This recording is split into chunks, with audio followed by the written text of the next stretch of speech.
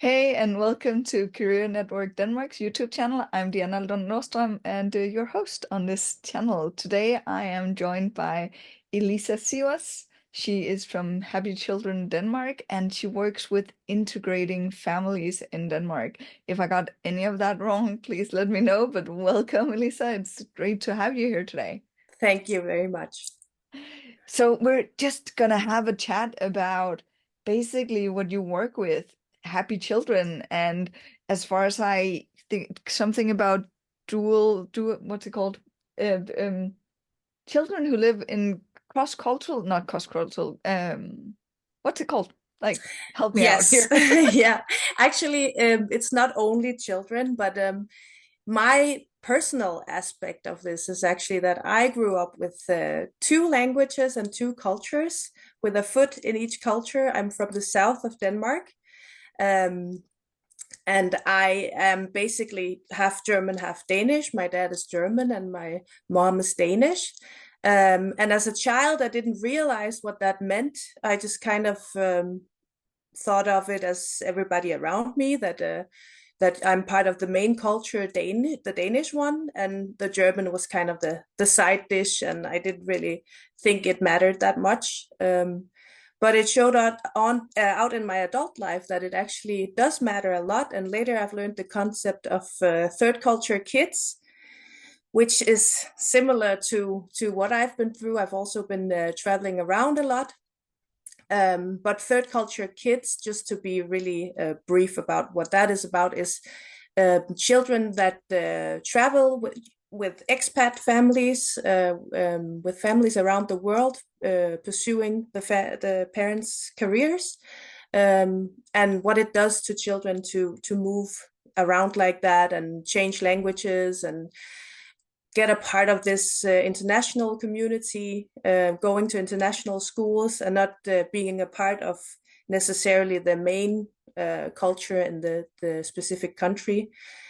So it's actually now. I mean, there's research done now that shows it's kind of a different identity that you go through as a child, and it's important as parents to be aware of what it does and how they can help along and how they can frame it as a potential for the child to develop in a really good way so they actually can benefit from all the cultures and all the languages. I usually say in my workshops they either become presidents or they it could go quite wrong because it's how you handle it. It's not like it has to be a problem from the very beginning. um, but that's actually not my main what I do. I'm more on the practical side of helping expats, both with and without their families, actually, helping them settle in Denmark because it has shown out now the latest numbers that a lot of expats have very big difficulties in settling in Denmark. So even though they have a good job and they were recruited to come here, they lack like network, and it seems really difficult to be a part of a Danish network. So actually, within the first year of staying in Denmark, expats seem to leave again quite a lot, actually, like 25% or so, and then afterwards it's more, of course. So so that's the kind of problematic I'm working with. So how to practically be able to help and settle, and also in the long run look at how can I help the people around expats, like families they bring, children they bring. So I deal with all kinds of practical matters. That's amazing, first of all, because as I understand more and more from also helping internationals, is that there's really a lack of people reaching out and helping and being there.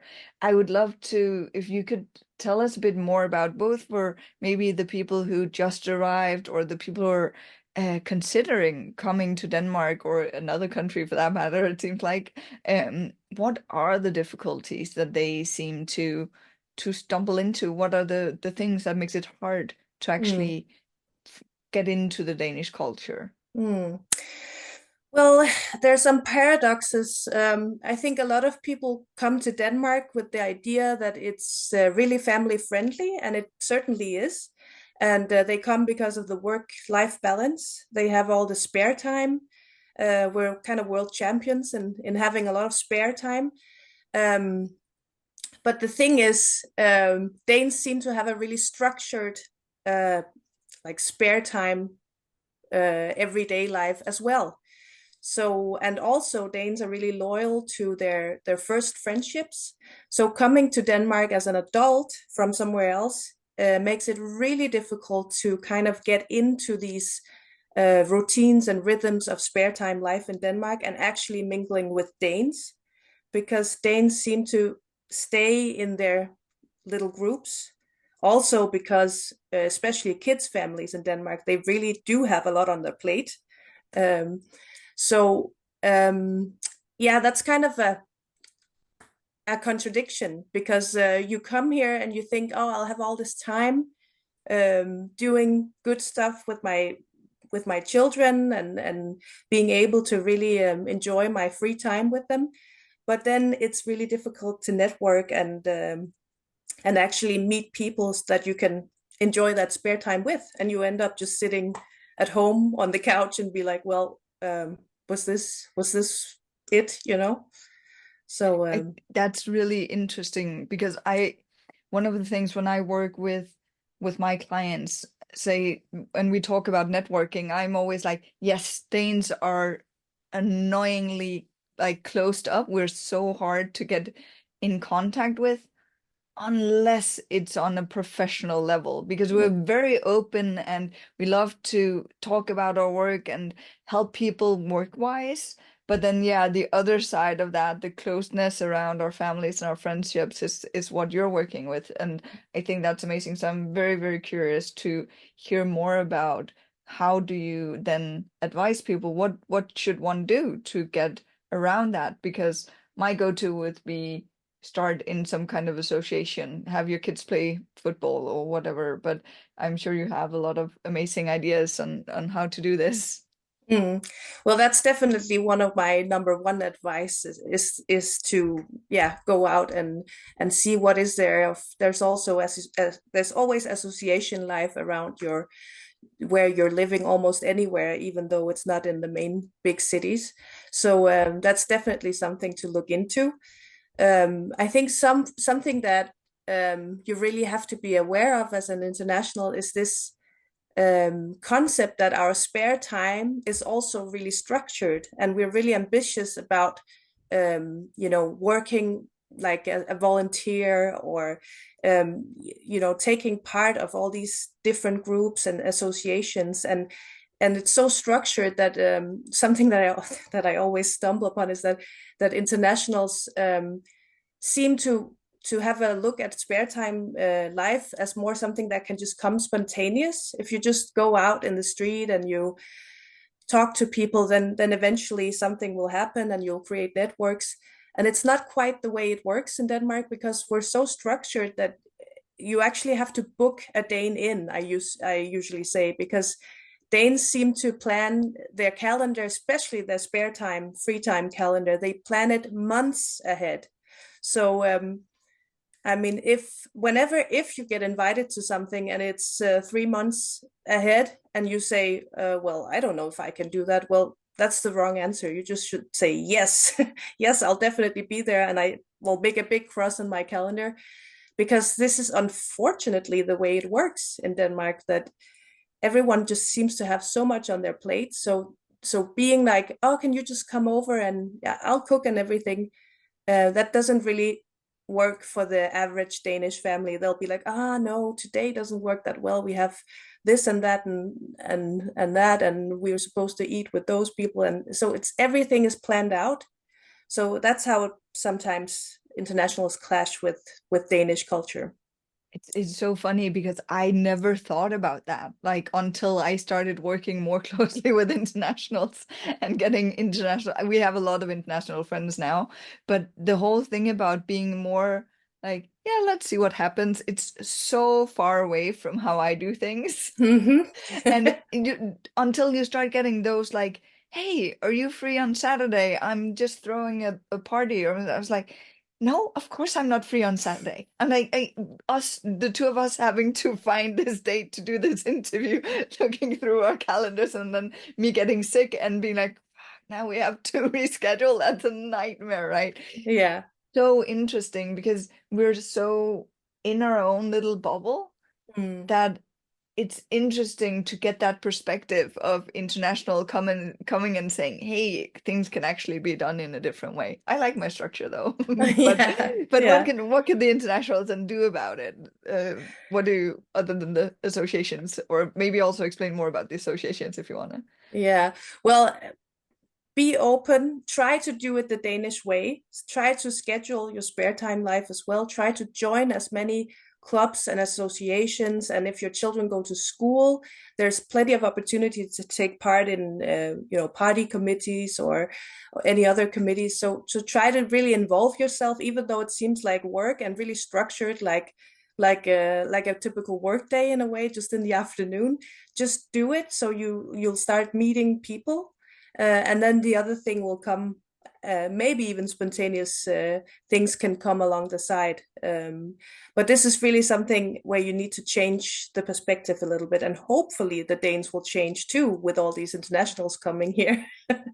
It's not like I personally enjoy having my calendar booked the next 4 months, but if everyone does it, it's hard to get out of that routine. So, Yeah. so that's really part of it. Yeah. But you Yeah. know what? I think it's important to also realize that it's something that is so ingrained in the Danish culture that, at least for me, if I have a day where I don't have anything planned, I can almost get stressed out by it. I'm like, oh my God, what should I do? And it doesn't, that doesn't really work. Then, but if I have planned that I need to relax that day or I have to watch a movie, but then it's planned, right? And it's, Yeah. my mind does not compute well with unscheduled time. And I don't know if it's a me thing or if it's a cultural thing, but it sounds a bit like it's a cultural thing.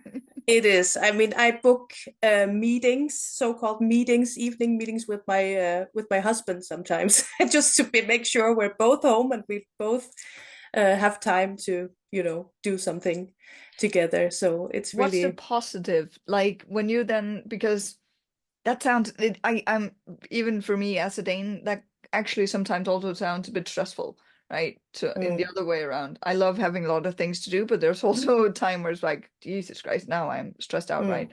mm. What does the other way around?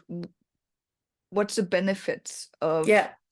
of that? Well, first of all, I mentioned it earlier, I think, but Danes are really loyal to their appointments, but also to their friends. I mean, there's this saying that once you're in, like once you have a friend, you'll have the Danish friend forever, for life. And I think I mean, that's really the part of the core of this, that we're so loyal to our friendships, even the ones that we made in kindergarten almost. And of course, that takes time and needs time to take care of such a bond and a friendship.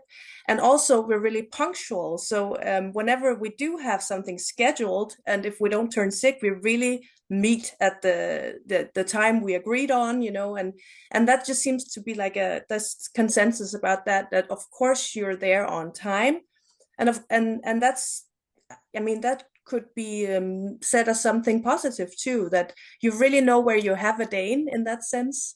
Mhm. Once you're friends, and you always show up if that's something you agreed on.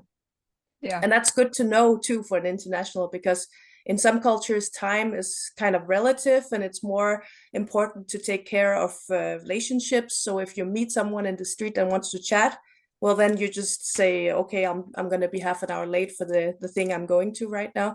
In Denmark, you would actually, which is considered rude in other countries sometimes, you would cut off the conversation and be like, oh, but I have to be there at this time. Yeah. So that's also a really valuable tip, Yeah. to be on time. Yes.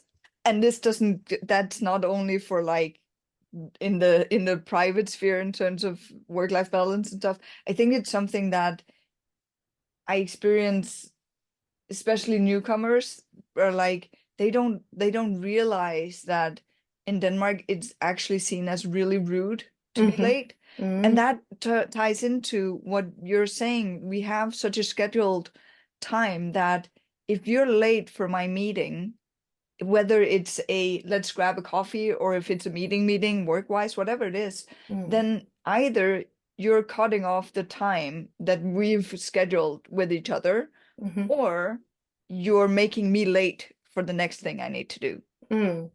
And if I set aside an hour to spend with you, then it's because I want to spend an hour with you, right? It's not because I feel obligated to do so. It's actually because I want to do that. And then I'm gonna get, I was gonna say pissed. That's probably not it, but I'm gonna get sad if you then don't Mm, value that in the same mm, way mm. and show up half an hour late, right? So I think that's a core thing to learn about Danish culture. Yeah, to time is important. Yeah, being And punctual. yeah, and Yeah. it's disrespectful also when you show up for a meeting or a course, or what I do a lot of facilitation like you do as well, Mm-hmm. and people showing up late, it's also disrespectful for, or not showing up at all. I also experienced that because something came up and they didn't think to cancel. And Mm, Danes can do that as well. That's not mm. like, but Sure. it's just like it's not really respecting the people who were there and were there on time and we started and stuff like that. So I've learned I just start teaching. If I start my thing at 9 o'clock, I'm gonna start my thing at 9 o'clock. I'm not gonna be waiting for the people who are late Mm, because that's disrespectful for the people who actually showed up on time. mm. So yeah, that's There you have it. That's a very yeah. Danish way of thinking. I Yeah. know, and Yeah. I have the fortune. I'm lucky enough to be in Denmark, so I can actually Yeah. say that that's what I want to do. And I Yeah. have camera issues. That's amazing. There we go. Okay, so what else? So you're talking about, I'm gonna go a bit back to the children because Hmm. that's kind of course, children also need to be on time, but I'm thinking that's more of their parents' responsibility most of the time. What do you see? You were talking a bit before about uh growing up as a cross-cultural kid, and um the it could be really good or it could be really bad. What are the things that you kind of would say in terms of raising kids in a different culture? And one thing is you're telling me that you're half German, half Danish, but and that's of course also a struggle. I'm thinking, like you said, but I'm thinking it might be even more so if you're moving to a different country where you don't really have any cultural um I don't know. Connections. Yeah. Yes, thank Yeah. you. That was the Yeah. word. Yeah. So all of a sudden you're learning the culture, but your kids are also learning the culture, or are you what do we do in that situation? I know it's different from family to family, but Mm. what do you see as the biggest issues and how to deal with that in the best way possible, both for the parents and the kids, so the family in general? Mm.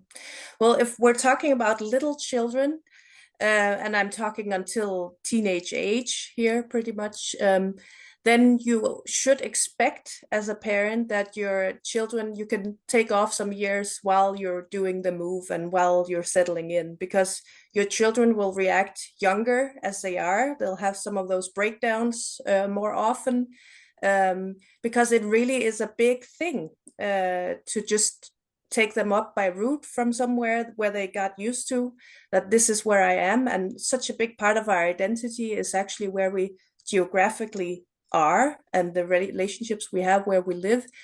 So you should definitely be patient as a parent, and just, I mean, don't react with anger if it's possible, because it's completely natural that your children will react, um, because it's just the way we function. Like parts of our identity want our like basic roots where we live and our networking, our networks. So that being said, children are really, especially young children, are really easily adapted, or they're good at adapting to other places. So it really just takes some time. Um, and then it's important, while the children have until they're 7 years, they really they don't have that many difficulties learning new languages. But grown-ups have more difficulties learning a completely new language. And often these expat parents, they can work in English where they work. So what I always say and tell is that as a parent, you should really do an effort to try and learn at least the basics of the language of where you are, because it's also about giving your children the sign and telling them this is okay, we're doing this together. And I know it's difficult to learn a new language, but I'm doing it too, and let's work on it together. And it's a perfect opportunity to start with your kid, because then you start at the very low bottom like your kid, and you can actually grow with your kid. And children will learn these languages faster than you will. um, and sometimes I see the reaction that the parents then will be scared that the children lose their old language too fast, because it's not the way their brains function. I mean, they'll be stronger in their original language, or the language they came from, and then they'll be much worse at the new language. So sometimes parents become really scared that, oh my God, my child can't speak the original language anymore. I should really correct them and make sure that they keep up the good work with the old language. But this is not how it works. I mean, the brain will always deal mostly with the language that you actually speak in your everyday life. Um, so that's just some like an unequal situation that parents and children have to be, or parents have to be aware of with their children, that they should really welcome mistakes in the children's languages, because their brains are still developing, their identity is still developing. So they, yes, sure, they adapt easily, they speak languages and learn languages easily, but they can also get a really basic insecurity sense if the parents start correcting them a lot in their language skills. um, because what I mean, the downfall and the issue here is that the child will feel they aren't home anywhere. They don't have a home really. So it's really important to support and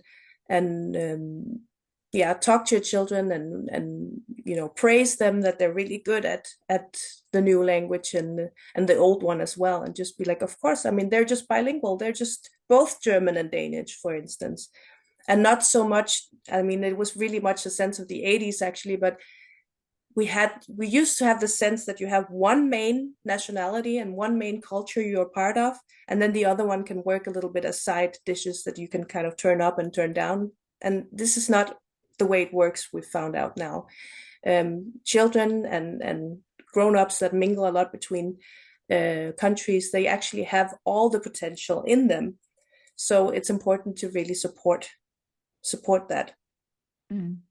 Would you recommend that they actually, so, okay, two questions actually. In terms of the language, would you recommend that they keep learning their mother tongue at home, for example, or take courses online next to learning Danish? Or would you kind of give them a break in the learning? Because usually when we go to school, we keep learning the Danish language, the grammar, the everything, right? But would you recommend that while they learn the Danish language, they will then stop with the more like hardcore learning their mother tongue Mm-hmm. and then go back to that after a few years? Or what would you recommend? I mean, every family is different, and it depends very much on the age of the child as well. If the child has major issues in settling, it could be some beneficial for the identity feeling to meet with other mother tongue speakers at a class, more because of being able to identify with the group than actually keeping up that language. But no, otherwise, I wouldn't say it's necessary to do language courses right away in the mother tongue language. You should definitely first just focus on settling in all the aspects of settling, like being a part of associations, that your children get out and meet other children from the country, figuring out how school works, and like all of this for a child takes at least a year to get used to a new everyday life like that.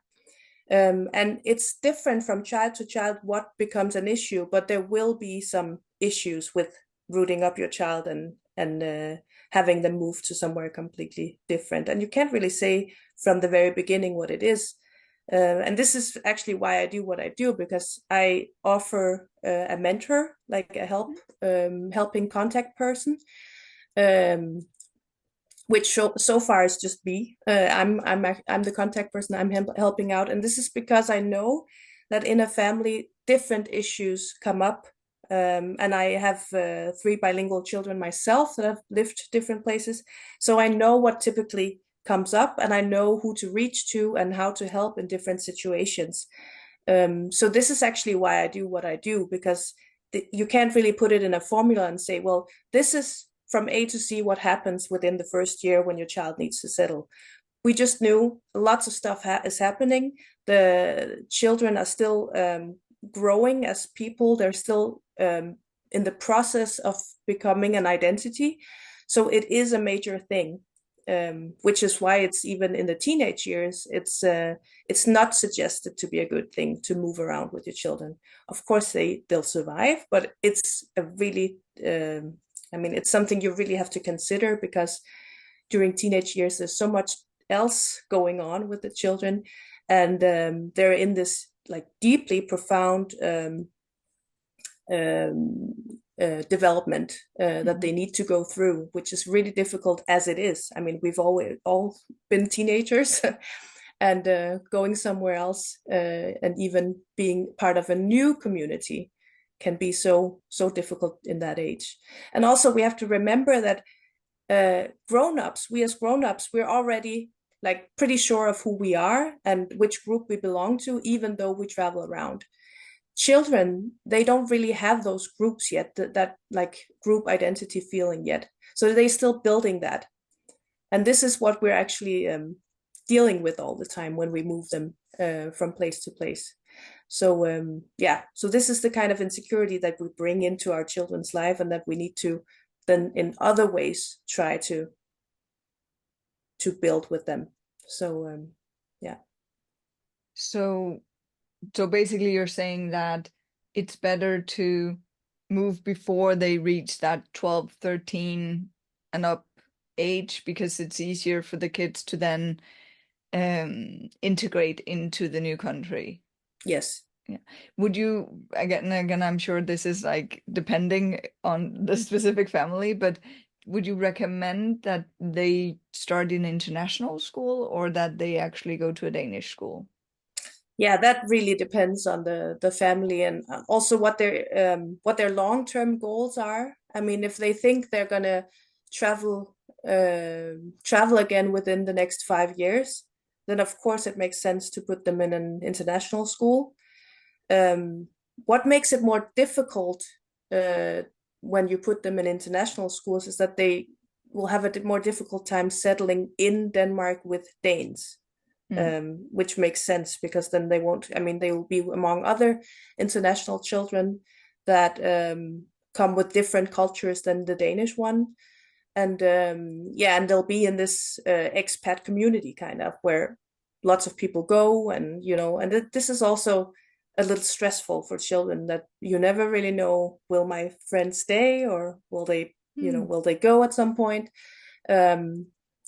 So yes, depends on the long-term goal. But if you want to give it a shot to settle in Denmark, and you think that's a good place for your children, which it really is. I mean, there's lots of benefits of having children in Denmark and all the Scandinavian countries.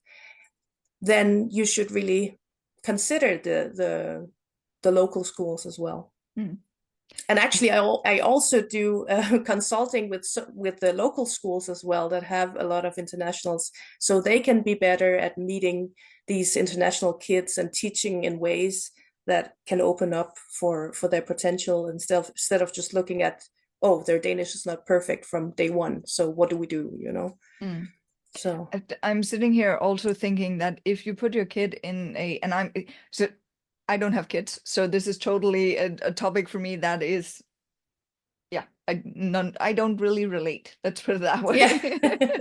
Yeah. But my thought is that if you put your kid in a Danish school, the folkeskole, as such a nice word for it, um, but then you might also have the benefit of integrating better. And I'm thinking because you said like, well, the people moving, like them getting Danish friends and making those connections Mm. that a lot of international, which we spoke about a bit before, that a lot of international has such a hard time coming here creating because we have our set ways. But especially if the kids are in that like kindergarten, second or first grade, maybe what is zero grade? What's it called? The first Well, we don't really have zeroth grade in the other countries no, so much, but yeah, it's kind of the kindergarten year, yeah. which it So really isn't anymore. It is straight away school, but we just call it zeroth grade. But yeah.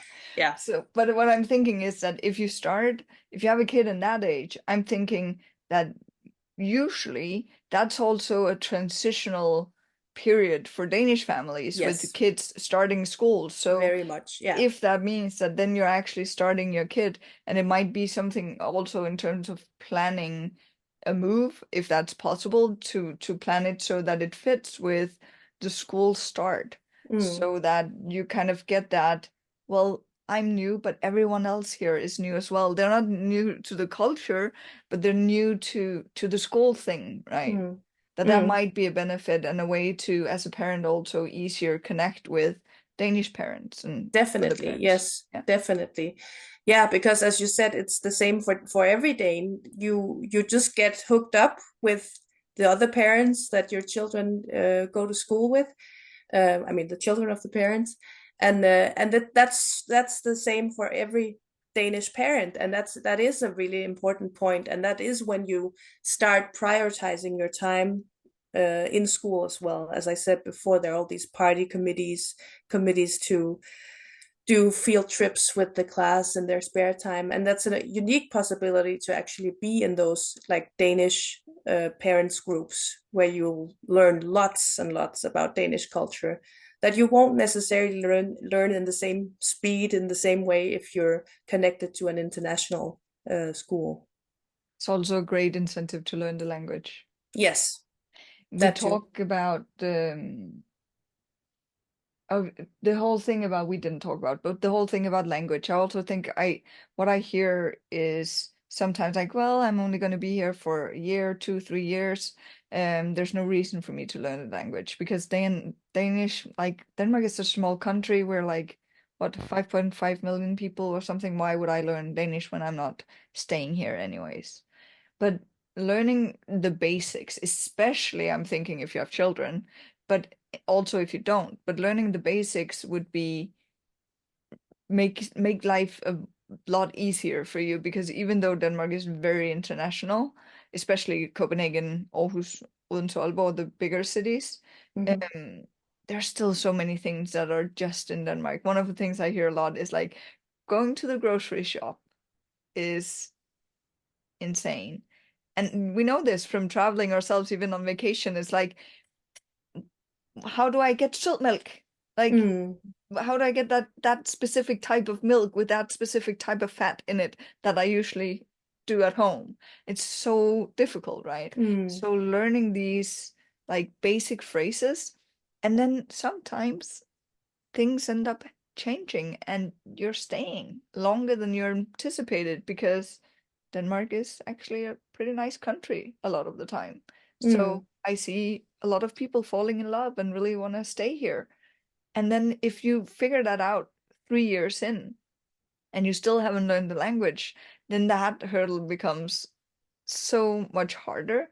And it's easier to change a habit and learn something new when a lot of change is already happening. That sounds backwards, but our minds work better with this idea that something really big is changing now. So now it's a good time to learn something new because it's just part of the change that's happening. So your brain doesn't really think as it as something extra. It's just part of the experience that you're already starting, basically. Mm. So yeah, that was just my like start No, learning but next week. that's a really good point, and I think what internationals forget sometimes is that yes, you get really far with English in Denmark, but in your spare time life, I mean, Danes aren't at work, even though they like everything so structured. It's not their work time. So, of course, they prefer most Danes in their spare time when they want to have a more relaxed brain. They prefer to speak their own language. I mean, that's pretty basic. Um, so you just won't meet in the same. I mean, we all know that situation. When we've all been somewhere else where we didn't speak the language so well, and and kind of gotten the sense, okay, they're really struggling to speak English with me right now.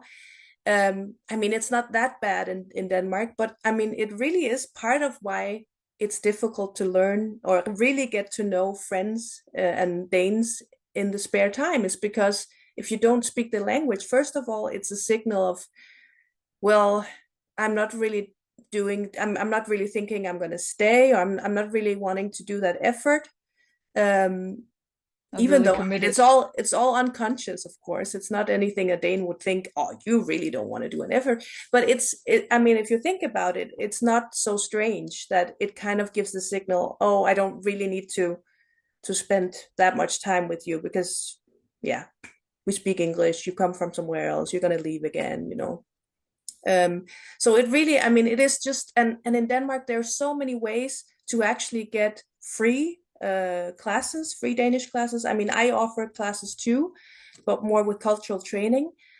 But actually, I mean, you could consult your municipality, and they would probably have a settling consultant that somehow can show you how to get free Danish lessons in the beginning, or through your work or your spouse's work, you might be able to get free Danish lessons. So it's actually a really good opportunity. And that's, I mean, the numbers show that very little internationals actually take that offer with the free lessons. Mm. And we also know, also in my work with associations and stuff, that if you don't get started right away, well, then usually winter comes pretty fast. And when winter comes, no one has the energy to start up new things. I mean, and no one, Danes don't either. So it's really important while there's this spring in the air, summer in the air, to just sign up for those things and just do it. Yeah. And yeah, especially learning a new language, it seems like you aren't getting anywhere the first year, but you really are. And at some point it clicks in your brain and then you know way more than you thought you did. But it takes longer than with children. And some grown-ups seem to think, well, I'm not suitable for that. I don't have language ears and that sort of thing. But Mm. of course, some people are more talented than others, but it's still everyone has to work hard at learning new languages. And Yeah. it's, I mean, in my view, it's just a part of settling in somewhere Mm. new is to at least try and learn the basics of a language and show people that you're trying. Yeah. And I think it's also, it's of course looking at if you have a new full-time job and stuff and kids and everything, it's also of course saying, okay, but it's better to do 1 day a week than nothing, right? It might be that, oh, I can't do 2 days a week. No, but then do one. Mm. So figure out. And as far as I'm fairly sure that it's a countrywide offer to get Hmm. free Danish classes, right? Yeah, yeah. So what you like you said, contact your municipality because as soon as you have your CPR number, you have the right to do for the first 5 years you're living here, you have the right to do free Danish classes. You pay a deposit of, as of right now, I think it's 2,000 Danish kroners. Whenever you pass a module, you get that back, or you roll it over to the next module. Hmm. So it's really a good opportunity. And I I work with a lot of internationals where some of them are like fluent in less than a year, but Hmm. that's also then they've actually really committed and like watching Danish TV series and maybe watching kids TV. That's actually something as well. If you have small kids, watch that TV with them because the language is more Yeah, basic. it's easier, yeah. Yeah. And you can actually have a little conversation with your child about something, you know. Yeah. Peppa Pig, or what's it called in in English? Again, no Yeah, kids. I have yeah, no idea. yeah, yeah. But definitely, I mean, take that as an opportunity and just kind of braid it in from the very beginning, because then it'll be something that you don't think so much about and just do. And I think every boss in this country would appreciate if you say, well, I actually have to take this time to learn Danish. So maybe I'm a little tired today or this morning because I had my class last night or whatever it might be. Some workplaces are even open for you to take an hour or two in during the work time. Yeah, So it's really something that that's everyone something you seems can like, negotiate. yeah, Yeah, something you're supported in. So yeah. yeah. If if you come to Denmark as an international, from what you experience, what is it that you see that we as Danes can learn from internationals? Maybe other than the time thing. Yeah. Some, Um, and the reason I'm asking is because I mm, know there's probably not a lot of Danes actually watching this, but I'm asking because I'm thinking that maybe if you're watching this as an international, then you say, okay, so this is something that I think I actually can bring that could be valuable for Danes. mm. Well, that's a good question because Danes seem to be really proud of their culture and their country, and of course with good reason. But yeah, so it's an interesting question to think it the other way around. But of course, internationals can bring so much into to Denmark. I mean, just the fact that we're getting more and more global, we're opening more and more up, is not so bad indeed, because we're a global world. Um, and I think a lot a lot that is going on actually both in the workplace and in spare time living is that Danes have this kind of insider humor or way they speak to each other, which can be really difficult for foreigners to crack. And I think it's really healthy actually that Danes sometimes uh, have to kind of explain themselves why they think this is funny, or like go into dialogue with people that don't necessarily see the world the same way they do themselves. Because surprise, I mean, there's not only one way to do things, and the Danish way isn't always the best one. And shouldn't we get, Really? we get all these high qualified people from all over the world, especially in a work setting. Maybe it would be very beneficial for us to see how other countries, other people from other places do things, and then in the mingle and in the dialogue between the cultures, maybe get the best solutions of how Mm. to work, or come up with a solution, or even spare time life. I mean, I would love it if children became more children Danes and with their children became more relaxed about yeah, their spare time life. I mean, stress is a huge problem in Denmark. Maybe if we became a little more Italian or Southern European, it wouldn't be so bad for all of us, right? Mm. So you could definitely pick some other cultural features from other countries and learn a lot, and maybe even create a better life. Yeah. I love, well, both that, but also that you're saying ask people to elaborate. Like, why was this funny? Or Mm, what do you mean when you say that? Because I think a lot of things get lost in translation. And one thing is when we speak with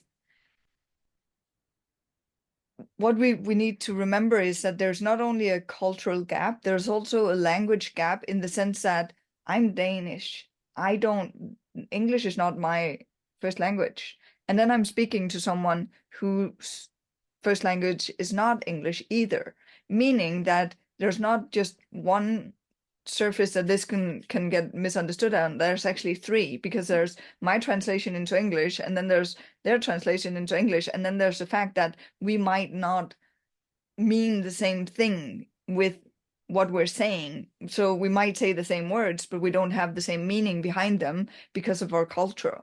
I think Exactly. that's a really, really good thing to keep in mind. So it's better to ask about that. And I think it's sometimes I get asked about stuff I say and or the meaning of or like, oh, so can you use this word here? And what does that actually mean? It's like, oh, it also makes me reflect because it's just so Yeah. natural to me, right? That of course I'm just saying it like that. Um, so it helps me reflect on my communication as well. And it's actually, I think at least, I don't know with other people, but I think it's really interesting to Mm. get that kind of reflection. And Yeah. I was recently told that I curse a lot. Yeah. And and by an international and being made aware of that is like, but I'm kind of I have two views on this because one thing is usually when I curse, I do it because it's like from excitement. I don't, it's not because I'm mad or it's to underline a point. Like I'm fucking something, right? But especially that word apparently is horrible for internationals to listen to.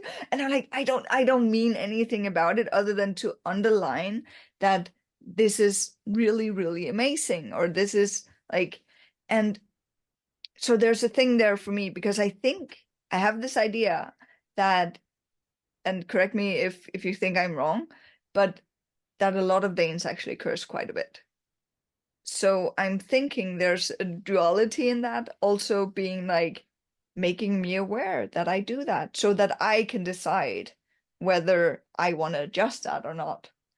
Yeah, And and also get aware of how people actually react upon it. yeah, What's their how do they perceive you when you do that? It's so funny that you mentioned the cursing because I was an exchange student in the US in Oregon when I was 16, and it was so difficult for me the first month because I knew I had been told from the very beginning, don't ever say fuck and shit because it's I mean it's really and that's something you just say in Danish, or not in Danish. Actually, that's my point.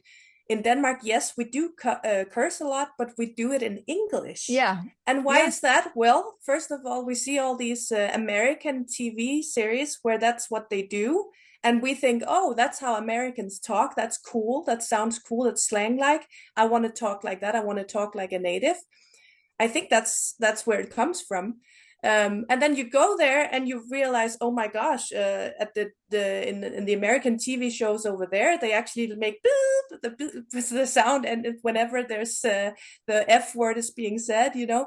So that's also, you know, you think you know the culture, and then you're there and you realize, oh my gosh, they really see me as some I don't know underclass. Really poor trash white trash person when I start speaking like that. And yeah, that's just something to be aware of. and There's I many other actually things, think but now when you say that, I'm thinking also that the reason we curse in English instead of Danish is probably also because, and I that's something that I've noticed. It's the same if I say I love you versus jeg elsker dig, mhm. which is the same in Danish, right? Uh, that in Danish it has more meaning. Mm. Yeah. So it's easier to there's not the same feeling in the words Mm. in English as there Mm. is in Danish for me.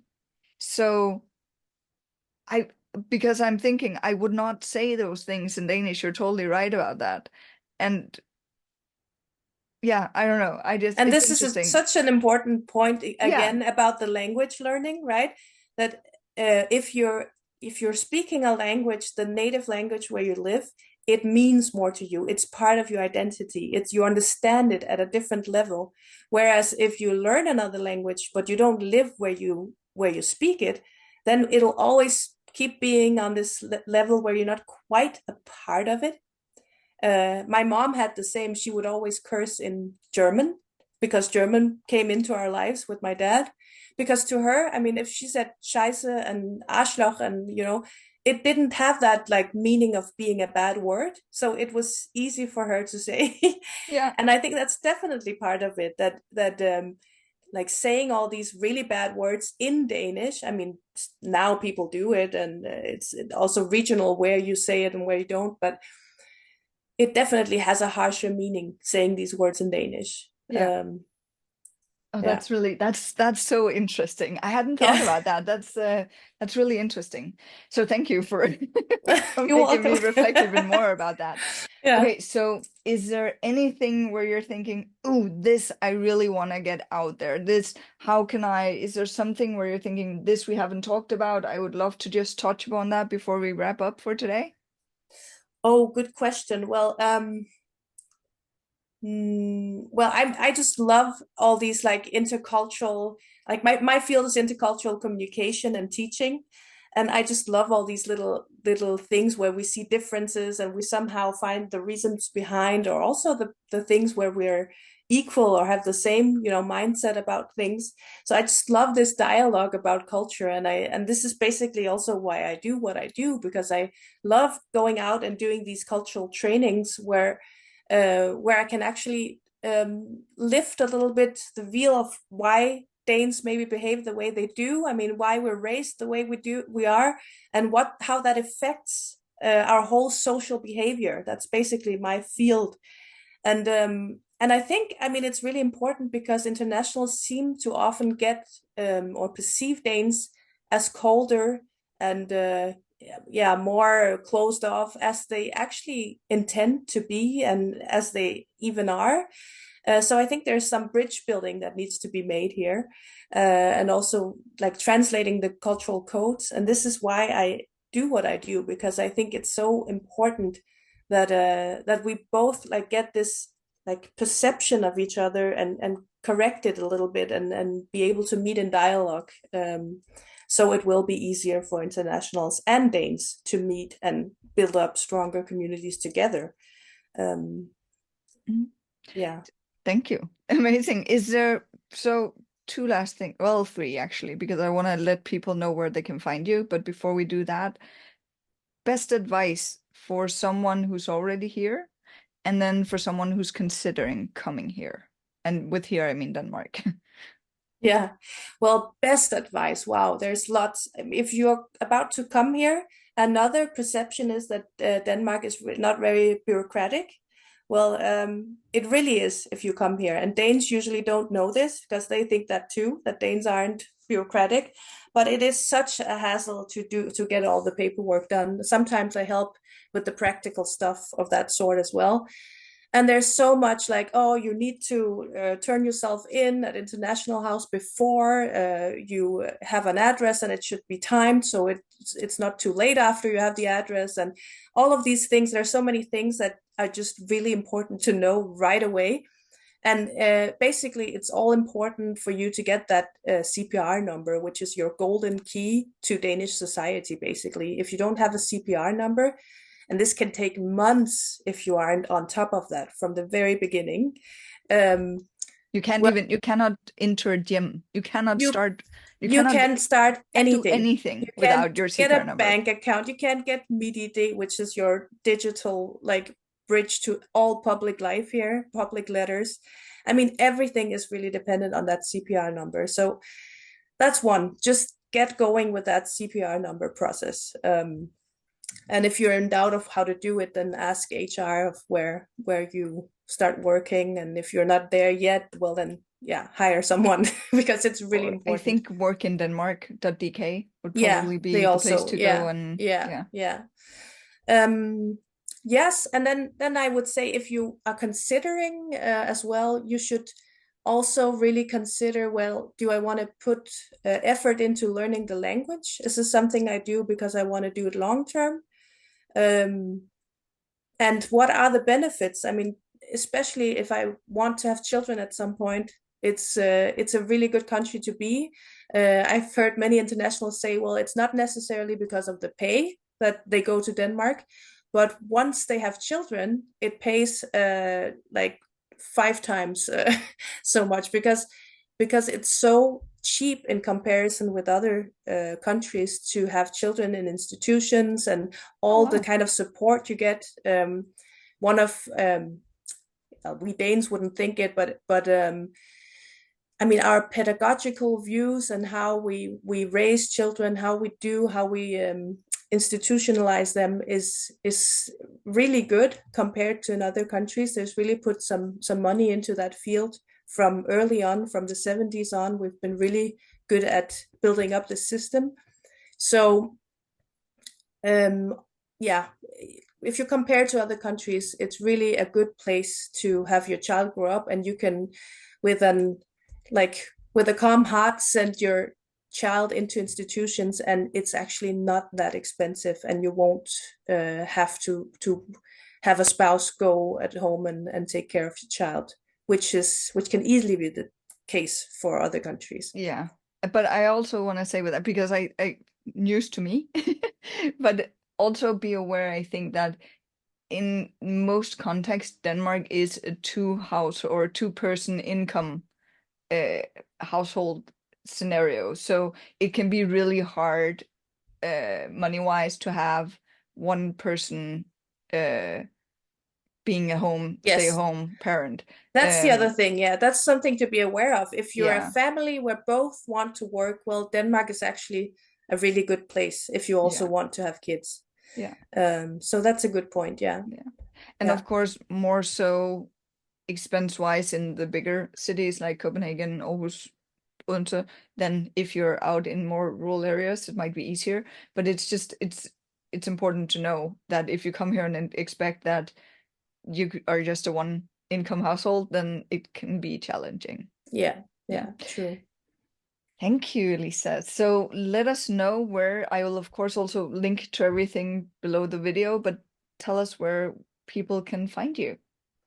Well, you can write to contact at happychildrendenmark.dk. That's the homepage email address. My homepage is also just called happychildrendenmark.dk. So that's also something you could look up at. Actually, I offer these integration packages to companies and municipalities as well. So if internationals start in a company, they could also be like, hey, how about investing in this sort of thing? But I also do individual clients. But that's also all explained in the homepage. So please Yeah. just take a look there.